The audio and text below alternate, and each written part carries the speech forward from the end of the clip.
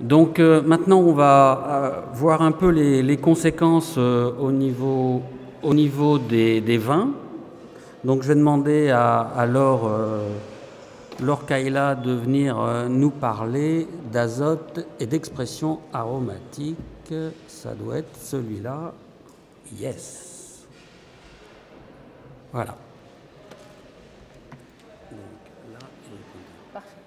Bonjour, donc moi je travaille au Centre du Rosé pour le compte de l'IFV et j'ai essayé de synthétiser les travaux qu'on avait sur la gestion de l'azote et l'impact sur le profil aromatique. Donc les vins rosés et les vins blancs sont des vins qui sont appréciés par les consommateurs, notamment par rapport à leur expression aromatique, et on cherche des odeurs et des goûts de fruits frais. Ces odeurs et ces goûts de fruits frais sont dus essentiellement aux composés fermentaires et également aux thiols variétaux, les fameux composés qui donnent des goûts de pamplemousse et de fruits exotiques. Ces composés sont produits par la levure qui trouve les substrats produits par la vigne. Donc ces composés sont quand même relativement reliés au cycle de l'azote de la vigne et de la levure. Donc il est important de gérer l'alimentation azotée de la vigne, soit par la fertilisation au sol comme on vient de le voir, mais également par les apports foliaires. La plante va ainsi produire des protéines et des acides aminés, ainsi que des précurseurs d'arômes qui seront ensuite métabolisés par les levures. Bien entendu, il ne faut pas tomber dans l'excès inverse qui pourrait avoir des conséquences sur trop de vigueur, de la sensibilité des maladies ou des déséquilibres, notamment sur l'acidité des maux. Par rapport à l'importance de l'azote dans les fermentations alcooliques, Valérie reviendra longuement tout à l'heure, donc je vais être très brève. Ça a une incidence sur les cinétiques fermentaires, sur les métabolismes produits par la levure, notamment sur les composés fermentaires qu'elle va pouvoir produire et la conversion des thiols. Aussi, avec nos collègues de la Chambre d'agriculture des Bouches-du-Rhône, nous avons imaginé depuis 2014 une étude sur de la Syrah qui combine les deux types d'apports d'azote, soit une fertilisation organominérale au printemps, on a apporté 30 unités d'azote, et couplé ou non avec de la pulvérisation foliaire au moment de la véraison qui correspond au pic de consommation de la plante avec une dose de 15 unités hectares. Bien entendu, ces produits ne sont pas autorisés à bio, donc c'est à titre d'exemple qu'on vous expose ces résultats. Donc on a 2 parcelles étudiées entre 2014 et 2016, ce qui fait 5 cas parce que nous n'avions pas la parcelle dans les Bouches-du-Rhône en 2014. Les moûts obtenus sont ensuite vinifiés dans des conditions identiques, c'est-à-dire même température de fermentation, même souche de levure. Et on comble la carence, donc dans le mou il manque de l'azote pour que la levure puisse fonctionner comme il faut, et on comble cette carence avec soit un apport de nutriments organominéral, soit un apport que de nutriments minéral, le phosphate diaminique. Ainsi on se retrouve avec 6 modalités, 6 lots de vin que l'on va analyser ensuite, un plan complet sur la partie viticole qui croise l'amendement au sol et l'apport foliaire et un plan incomplet sur la nutrition azotée des levures. Les premières observations ont porté sur l'expression végétative. Est-ce que les apports d'engrais à la vigne ont des conséquences sur la physiologie de la plante? Donc on a fait des relevés sur les stades phénologiques, la surface foliaire ou la croissance des sapèques.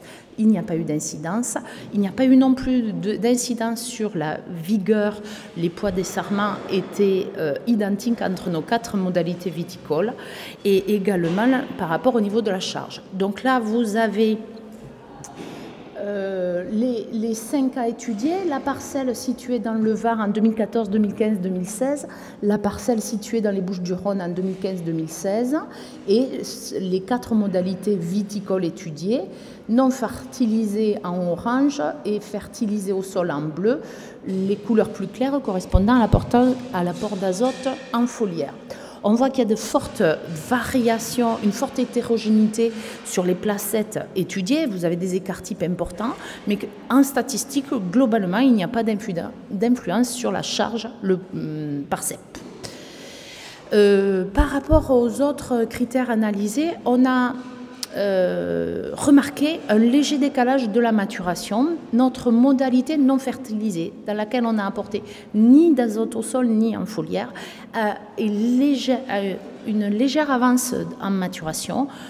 Sur la teneur en sucre, on a jusqu'à 0,6 de titre alcoolique probable au moment de la récolte. Et cette même modalité non fertilisée a un potentiel polyphénolique légèrement supérieur, un indice des polyphénols légèrement supérieur, ce qui a en rosé une conséquence sur la couleur. Si on a un peu plus de polyphénols, ces polyphénols seront un peu plus transmis au jus et donc on aura une couleur légèrement soutenue. Donc si on raisonne dans l'autre sens, la modalité la plus fertilisée conduit à un vin un peu moins coloré, ce qui n'est pas un inconvénient sur les rosés. Ce que l'on cherchait à modifier, c'était la teneur en azote des mous. Donc sur le même principe que tout à l'heure, vous avez les 5 parcelles, les 5 cas étudiés, 3 pour le Var, 2 pour les Bouches-du-Rhône. On voit qu'on arrive par l'apport d'azote à modifier le statut azoté des mous de manière assez conséquente, vu qu'on peut passer à des mous fortement carencés, autour de 70 mg par litre d'azote dans le jus, à des mous qui, pour la même parcelle mais pas la même année, arrive à 170 mg par litre d'azote, ce qui correspond à un mou quasiment pas carencé. Donc c'est un levier fort pour modifier la teneur en azote des mous. Bien que les levures aient été nourries à la dose nécessaire, quel que soit l'azote porté dans le mou, d'accord ? Donc on a apporté des compléments dans la cuve variables en fonction de la teneur des mous pour que les levures obtiennent systématiquement l'azote nécessaire à leur fermentation. On voit que la constitution des mous a une incidence sur les cinétiques fermentaires. La levure a ce qu'il lui faut, mais le fait d'avoir des mous plus riches en azote, on doit aussi avoir d'autres composés qui favorisent l'activité fermentaire. Aussi, les mous les plus riches en azote, en rose, mais fermentent plus vite, la cinétique est plus en bleu. Les mous les plus riches, ils sont en bleu. Les cinétiques sont plus rapides que les mous issus des vignes non fertilisées, où là, la cinétique est moins rapide. Par rapport à la nutrition, c'est les deux couleurs, rouge ou bleu. Bon, on voit que là, ça a un effet assez faible, vu que la levure trouve ce qu'il lui faut pour fermenter. Ensuite, on s'est intéressé à la teneur en thiol de ces vins. Alors, globalement, on est sur des modalités. Alors là, il nous manque 2016, les résultats sont en cours d'analyse. Mais globalement, on est sur des vins assez peu expressifs en thiol. Donc là, c'est le 3 mercaptohexanol qui a des odeurs de pamplemousse. On est sur des teneurs relativement faibles. On peut se rendre compte en comparant la parcelle du Var en 2014 et en 2015 qu'on a un effet millésime assez fort. Ce que l'on peut en dire, c'est qu'on n'a pas utilisé la même souche de levure et qu'il y a des souches de levure qui peuvent avoir des taux de conversion un peu différents et qu'en 2014, les raisins étaient naturellement plus riches en azote qu'en 2015. Ce facteur peut avoir aussi de l'influence. Si on prend les facteurs les uns après les autres, là, je vous ai représenté que les modalités relatives à la nutrition azotée de la levure en cuve. Les barres foncées correspondent à la nutrition organo-minérale, alors que les barres claires à l'ajout simplement de DAP. On voit qu'il n'y a pas un effet très net de la nutrition des levures. Au contraire, par rapport à l'apport d'azote sur la vigne, globalement, les barres pâles orange et bleu pâle qui correspondent à l'apport d'azote foliaire conduisent à des vins plus riches en thiol. La même démarche sur les composés fermentaires. À titre d'exemple, je vous ai pris l'acétate d'isoamyle qui donne les petites odeurs de fruits frais, style banane ou poire. on a les mêmes tendances. Là, la nutrition organominérale de la levure semble augmenter la proportion de ces composés, donc, notamment quand les mous sont faiblement carencés. Donc la levure trouve ce qu'il lui faut, le fait d'apporter de l'organominéral permet à la levure de synthétiser, cette base d'acides aminés permet à la levure de produire plus de composés fermentaires. Et vis-à-vis de l'apport d'azote sur la vigne, là les effets sont relativement nets. Le fait d'avoir apporté de l'azote foliaire conduit à davantage de composés fermentaires. Voilà pour cet essai qui montre que donc il y a la moyenne de modifier le métabolisme de la plante pour produire davantage de composés aromatiques. Toutefois, ça n'a pas toujours un impact significatif sur l'expression du vin. On était sur une Syrah qui a tendance à réduire et on a vu que la quantité de ces arômes n'était pas très importante. Donc je vous ai remis des résultats issus des travaux de nos collègues du Sud-Ouest qui, sur 101 parcelles, avaient pu montrer qu'en apportant de l'azote en foliaire à dose croissante, il y avait une réaction très linéaire sur la teneur en assimilable du mou, dans des proportions bien plus importantes que ce que l'on a pu nous rencontrer en Provence, et que ces apports d'azote conduisaient à des vins nettement plus riches en thiols variétaux, vu que la quantité de thiol était multipliée entre 3 et 5 fois plus de thiol quand on apportait de l'azote foliaire.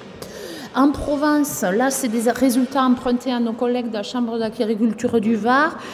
Sur 8 cas étudiés sur du Grenache, on n'a jamais des écarts aussi forts sur l'azote et des effets aussi nets sur les arômes. Donc c'est comme M. Guilbault l'a dit, qu'il y a d'autres leviers sur lesquels il faut jouer pour pouvoir rééquilibrer la plante dans son ensemble et faire que l'on ait les résultats escomptés.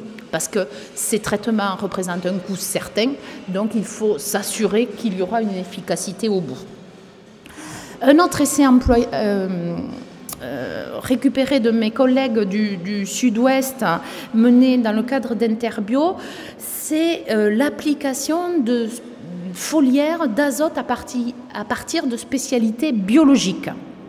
Donc, ils ont travaillé avec 3 préparations, codées la A parce que c'est une préparation issue de composés animaux, c'est du blanc d'œuf, une origine animale. Le D, c'est une préparation extraite de protéines végétales, et le L, extrait d'algues.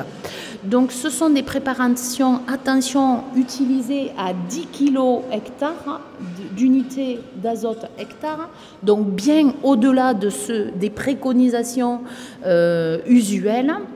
Et dans ce cas-là, sur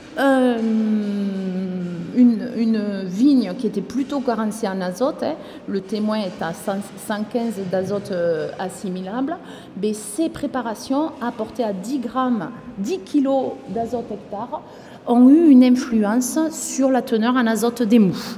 Par contre, si ces mous ont eu des cinétiques fermentaires plus favorables, les vins, il n'a pas été montré sur les vins des teneurs en thiol supérieures.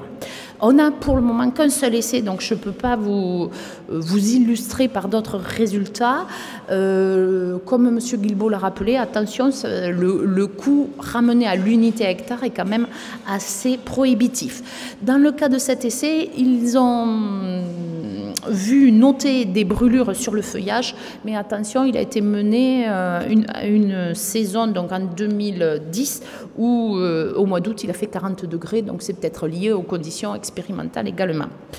Pour finir, un essai emprunté à un groupe de travail mené dans le bassin méditerranéen pour regagner des rendements.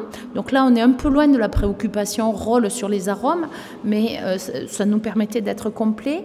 Donc l'objectif était de regagner des rendements. Ils ont travaillé sur 7 parcelles à faible vigueur et ils ont apporté 60 unités d'azote hectare par an, avec différentes formes d'azote. Donc le témoin en rouge, c'est l'ammonitrate, le témoin non fertilisé, le témoin conventionnel, l'ammonitrate, et 2 préparations spécialités autorisées en agriculture biologique, le Fertival et le BioVie. Donc là, c'est les résultats après la première année d'apport. Donc il n'y a pas forcément une assimilation totale et une réaction immédiate, mais on peut voir que globalement, ces fertilisants autorisés en apport biologique, par contre à 60 unités hectares, peuvent avoir une incidence sur la teneur en azote. Donc il y a aussi des solutions pour les viticulteurs engagés en bio.